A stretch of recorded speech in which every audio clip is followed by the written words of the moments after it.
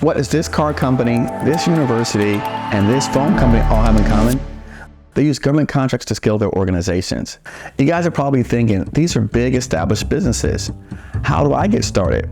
That's what we're gonna go over in today's video, how to get started from $0 and no experience.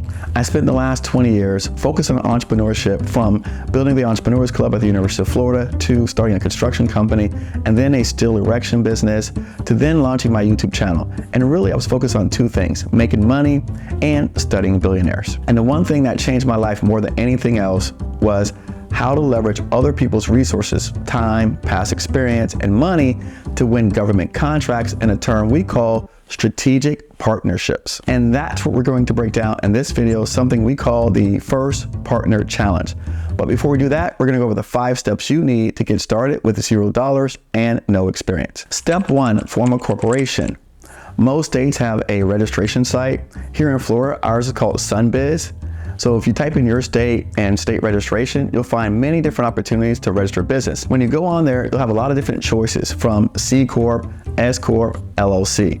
Personally, for my organizations, we choose LLC. Why? Because that's what the billionaires do. So I'm just modeling what the billionaires do. The next thing is choosing a name. What I like to do is choose a generic name. So for example, I chose Evankoff. My middle name is Emmanuel, my last name is Coffee. I combine them together to make a unique word that doesn't mean anything. So I can get into IT or construction or whatever type of business. And so many times I've seen people cake bakery services. Again, limiting yourself to just doing the one thing prohibits you in the future when you're pursuing contract opportunities. So make sure that you choose properly the right name. Step 2, get a tax ID. Once you set up the corporation, you take all that information and you go to the IRS website and you can file your EIN number to get a tax ID. And what that does is now it allows you to essentially pay Uncle Sam. But more importantly, when you get ready to register your business at the different places, you need this information for your registration. Step number 3, a basic understanding of government contracting. The first thing I recommend to everyone learning about this business is to watch the movie War Dog. Number 2, I recommend is doing a quick Google search or going on YouTube. And again, you can find lots of videos. You just type in how to do government contracts and you'll see lots of videos on the subject. If you don't want to do either of those steps, you can always go to our website, freegovconcourse.com, where we've got a free training program for those of you getting started that need to know what to do, where to go, and take some of those initial steps in the beginning. Step number 4, form a relationship with the company. There are 2 different types of relationships out there, manufacturer and service provider. Manufacturer are people who make products. So for example, if you think about Adidas and Nike, service providers are people who actually provide services such as HVAC, janitorial services, construction services. Your goal is to identify someone who will let you resell their product and or service to the government. And the best part about that is when they do so, they will deliver the product and service and you don't have to put up any of the money. Meet Miguel, someone who took the spare approach and landed an $800,000 contract. Correct. And I think a lot of us think that we have to have it all figured out. We have to do it all ourselves. And it's like, that is a complete lie, right? Be honest with the client, be upfront, let them know, hey, because that's one of the things I told the guy, because he asked me, do you write proposals? I said, no, sir, I do not. We're working on that, but I don't.